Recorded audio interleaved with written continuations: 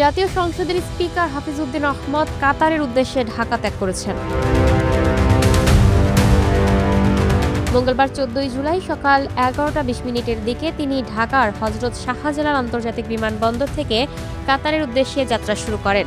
এই সফরে স্পিকার কাতারের আমির Sheikh Tamim bin Hamad Al থানির সাথে সৌজন্য সাক্ষাৎ করেন। এছাড়াও তিনি আধুনিক কাতারের স্থপতি হিসেবে পরিচিত সাবেক আমির শেখ হামাদ বিন খলিফা আল থানির মৃত্যুতে গণপ্রজাতন্ত্রী বাংলাদেশ সরকারের প্রধানমন্ত্রীর পক্ষ থেকে শোক প্রকাশ ও সমবেদনা জ্ঞাপন করবেন।